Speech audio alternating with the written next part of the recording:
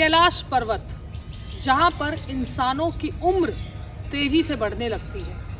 दोस्तों, जब हमारे मन में कैलाश पर्वत का नाम आता है तो हमारे मन में भगवान भोलेनाथ की छवि सामने आ जाती है, क्योंकि हमारे भोलेनाथ, हमारे महादेव, हमारे शिव शंभू निवास करते हैं कैलाश पर्वत पर। दोस्तों, हमारे भारतवर्ष में ही नहीं, पूरी दुनिया में कैलाश पर्वत को सबसे पवित्र स्थल बताया गया है, क्योंकि हमारे भोलेनाथ, हमारे महादेव वहाँ पर विराजमान है। और ऐसा कहा जाता है कि आज तक कोई भी इंसान कैलाश पर्वत पर नहीं पहुँच पाया है। लोग माउंट एवरेस्ट की चढ़ाई भी पूरी कर पाए, लेकिन आज तक कैलाश पर्वत की चढ़ाई को कोई नहीं पूरा कर पाया।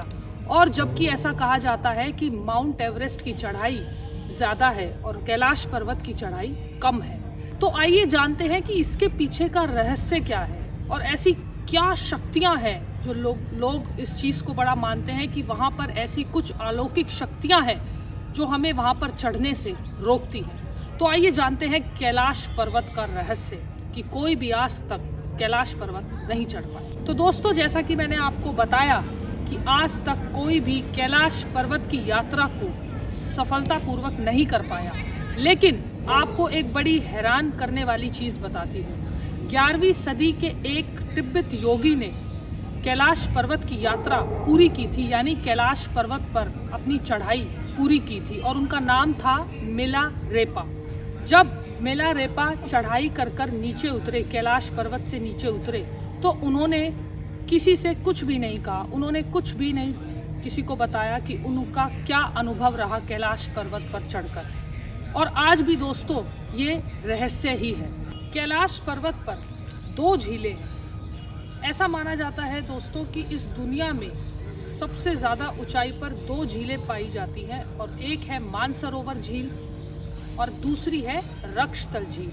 मानसरोवर झील अपनी शुद्धता और अपनी पवित्रता के लिए मानी जाती है, और रक्षतल झील में ऐसा कहा जाता है कि कोई भी पक्षी या कोई भी आवाज़ वहाँ पर सुनाई या दिखाई नहीं देती, मतलब वहाँ पर सब कुछ सुनसान दिखाई पड़ता है। मानसरोवर झील सूर्य की तरह दिखती है और चमकती है, और रक्षतल झील चंद्रमा के आकार जैसी लगती है। मानसरोवर झील पॉजिटिविटी दर्शाती है और रक्षतल झील एकदम सुनसान दिखाई पड़ती है। और रक्षतल झील के बारे में आपको बताऊं दोस्तों कि ऐसी मान्यता है कि रावण वहाँ पर तपस्या करता था, इसलिए वो झील बड़ी सुनसान, शांत और बड़ी ही अंधकार सी दिखाई पड़ती है। ऐसा कहा जाता है कि मानसरोवर झील इतनी पवित्र है, इतनी पवित्रता है उस झील में कि अगर उस झील के छींटे आपने ले लिए या आप उस झील तक भी पहुंच गए तो आपके सारे पाप, आप अपने सारे पापों से मुक्त हो जाओगे और भोलेनाथ की असीम कृपा आपके ऊपर ज़रूर पड़ेगी। तो दोस्तों, अब मैं आपको बड़ी हैरान करने वाली चीज़ बताती हूँ, क्योंकि जो मैंने सुना तो मुझे भी बहुत अच्छा लगा, आनंद आया, लेकिन मैंने यकीन नहीं किया। लेकिन जिस तरीके से उन्होंने मुझे बताया, अब तो मुझे लगता है कि मुझे ज़रूर कैलाश पर्वत पर जाकर ये अनुभव करना ही पड़ेगा और भोलेनाथ के दर्शन करने ही पड़ेंगे। क्योंकि मैं आपको बताऊं, मेरे फैमिली में एक मेंबर है जो कि कैलाश पर्वत पर दर्शन करके, मतलब चढ़ाई कर जितनी भी हो पाई, वो वहाँ पर कैलाश के दर्शन कर आए, और जब वो वापस आए तो उन्होंने अपना अनुभव बताया। तो उन्होंने बताया कि जब मैं कैलाश पर पहुँचा तो जो दाढ़ी मेरी 15 दिन में आनी चाहिए, वो 2 दिन में आ गई। मतलब इतने ज़्यादा उनके फेस पे बाल आ गए थे, और उनके नाखून, जो कि 15 दिन में हमारे नाखून थोड़े से बढ़ते हैं, लेकिन जब वो कैलाश पर चढ़े, जब उन्होंने अपनी चढ़ाई शुरू की, जो नाखून 15 दिन में बढ़ने थे वो 2 दिन में काफ़ी हद तक लंबे हो गए थे।